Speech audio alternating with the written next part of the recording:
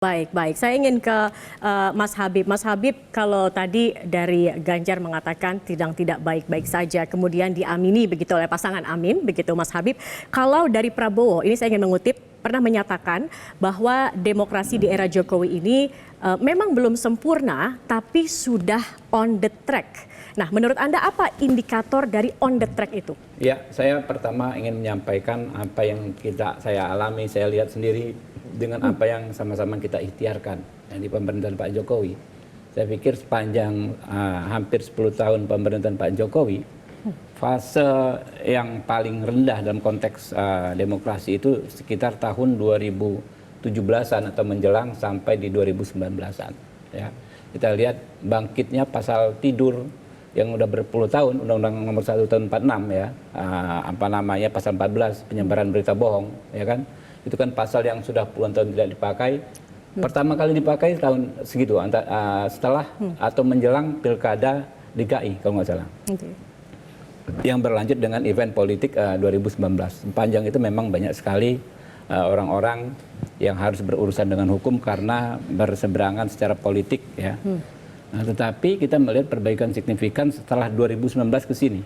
Saya di Komisi 3 DPR RI mendorong ya diperkenalkannya konsep restoratif justice dalam penyelesaian kasus-kasus ujaran kebencian.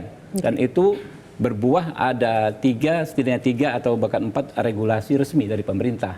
Di kepolisian ada Perpol soal restoratif justice, di kejaksaan ada Peraturan Jaksa Agung soal restoratif justice, di Mahkamah Agung ada kalau nggak salah SK Dirjen Badilum restoratif justice. Restoratif justice ini kalau kita pakai dalam perkara-perkara ujaran kebencian kurang lebih adalah bagaimana mencari titik temu antara orang yang merasa dirugikan dengan orang yang dituduh melakukan ujaran kebencian sehingga terciptalah mediasi ya, cari solusinya yang seperti apa sehingga bisa diselesaikan dengan musyawarah.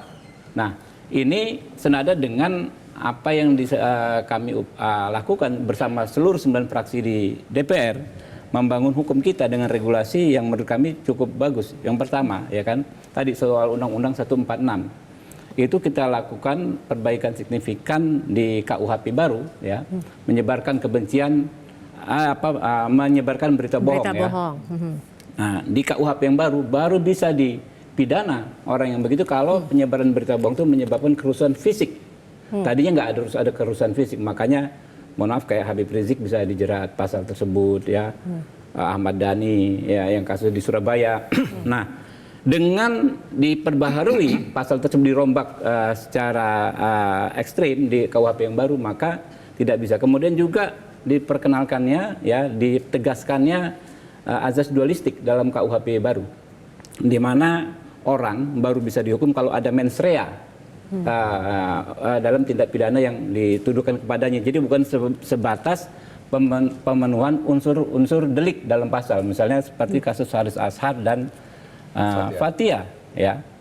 Menurut saya kalau dengan parameter KUHP yang baru dan kultur hukum yang baru yang ada dalam KUHP itu, belum tentu tidak bisa Haris Azhar dijerat ya dan dituntut berat kalau mens rea-nya tidak ada.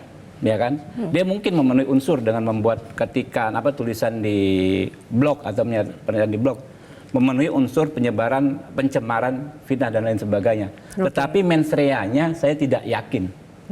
Apakah seorang aktivis HAM punya intensi sengaja mencemarkan nama baik orang per orang seperti itu? Tapi faktanya ya, nanti sidang. Nah, ini kan kalau KUHP baru disahkan, kan baru diberlakukan kan baru berlaku 2026 awal ya kan.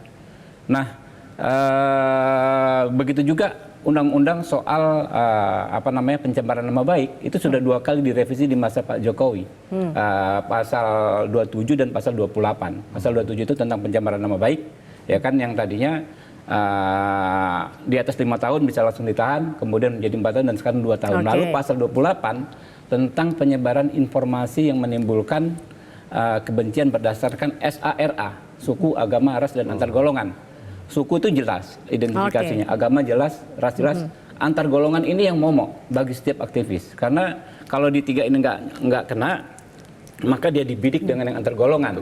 Nah, yang baru diketok kemarin, di undang-undang ITE yang baru diketok kemarin, dibikin definisi yang jelas gitu loh. Etnik apa, ini apa, sehingga nggak bisa orang dijerat dengan pasal karet.